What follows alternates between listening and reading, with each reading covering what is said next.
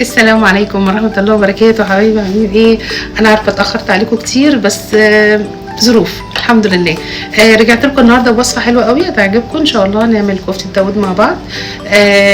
خطوات سهلة جدا وبسيطة وكل حاجة موجودة عندنا في البيت.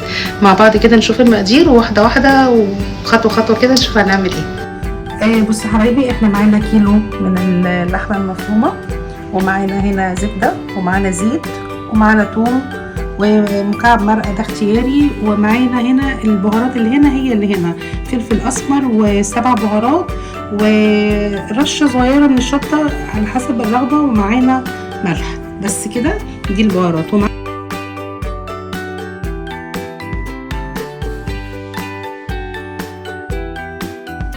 معانا هنا اللحمه هننزل بيها كده ونحط عليها البقسماط معلقه كده من البقسماط، ونجيب البهارات بتاعتنا زي ما انتم شايفين كده. طبعا اللي طالع ده صوت الاستاذ زين.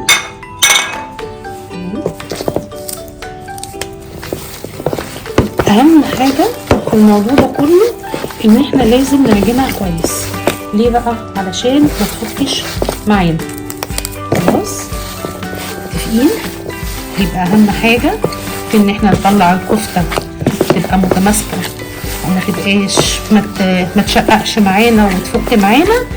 لازم نعجنها كويس قوي بالبقسماط.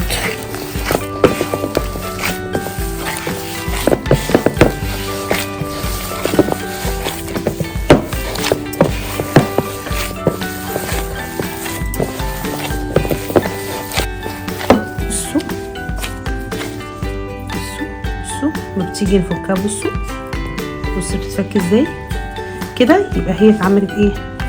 يبقى هي كده اتعجنت كويس معانا عشان ما تفكش معانا.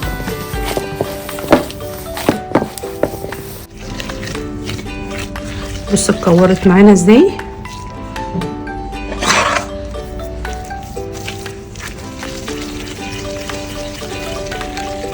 هكورها لكم كلها كده وهوريكم ايه.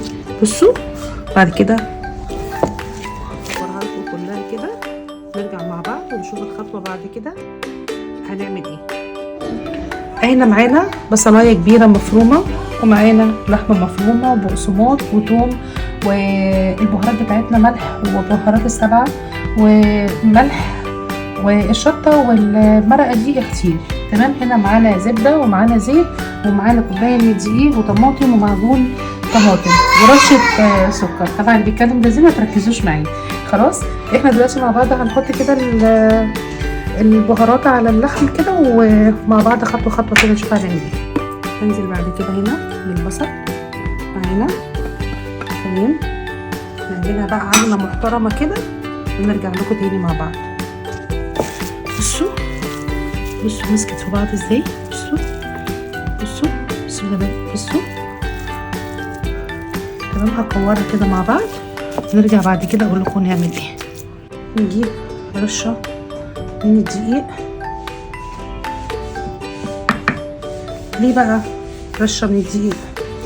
اولا هتدي قوام حلو جدا للصوص. الدقيق ده هيخليها متماسكه ويدي لون حلو كده وهي بتتحمر، وهتدي تقل كده للصوص شويه. تمام.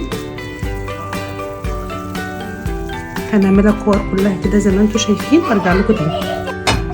نجيب بقى طاسه كده ونحطها. تمام.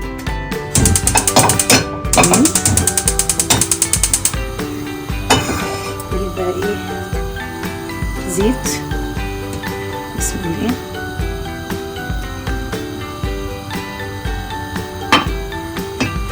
نسخن بس الزيت كده، ونجيب بقى ايه؟ معلقه حلوه كده من الزبده.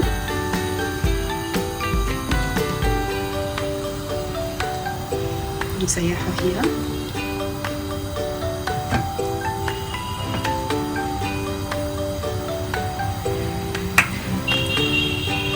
وهي الطاسه كانت سخنه اصلا هتسيح معانا الزبده على طول، هتسخن الزيت على طول. نجيب كفتة كده زي ما انتم شايفين. كده بالدقيق. تمام.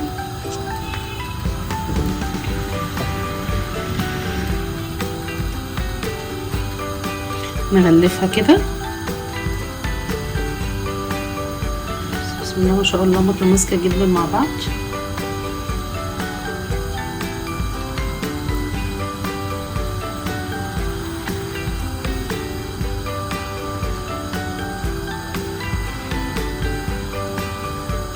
ننزل مع بعض بسم الله زي ما انتوا شايفين.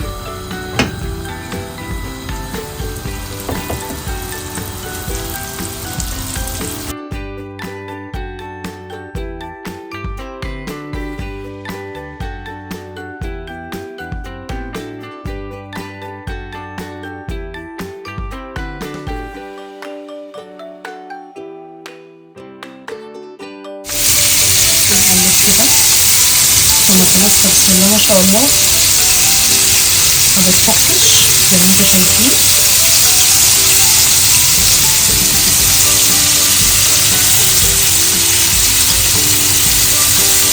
شايفين لونها بيبقى عامل ازاي؟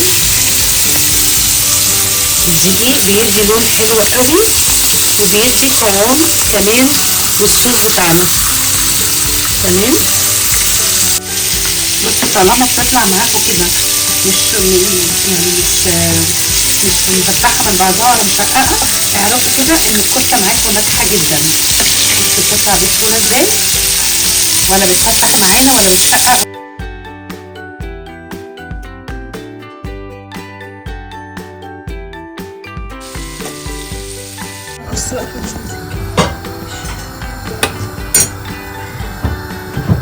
ننزل بقى كده ايه الثوم عندنا في نفس الزيت والزبده اللي احنا عملناها. طبعا هيتحمر على طول، احنا بس مش عايزينه يغمق عشان ما يمررش معانا في الاكل. بس الطماطم كده الخلاط بتاعي صعب شويه، وننزل على طول. انا ضاربه مع الطماطم دي معلقه معجون صلصه. تمام. نستبك كده مع بعض ونرجع تاني. بس انا فضيت الصلصه هنا الطماطم علشان الحله اكبر. ننزل هنا بنفس البهارات اللي احنا حطيناها زي المرقه، ونفس البهارات اللي احنا حطيناها الاسمر وسبع بهارات والملح والشطه. تمام. هنسيبها بقى تتسبك كده وبعد كده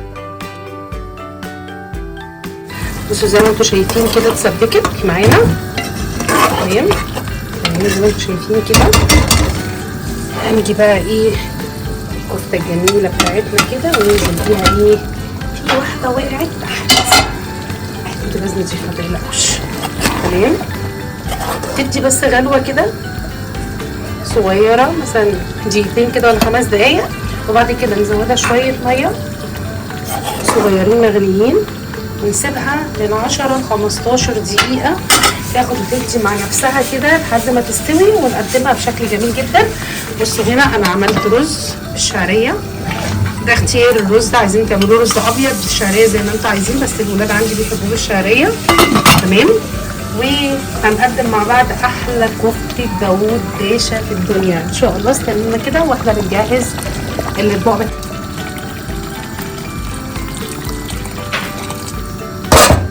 على فكرة انا حطيت رشة سكر علشان الحموضة بتاعة الطماطم، عشان بس ايه تبقوا عارفين انا عملت ايه. نظبط بقى الحياء بتاعنا ونقدمها مع بعض. وده الشكل كده زي ما انتوا شايفين كفتة سخنة جميلة ازاي. حاضر يا زين، زين جاعة جدا، واشوفكم على خير ان شاء الله في فيديو جديد وبوصفة جديدة باذن الله.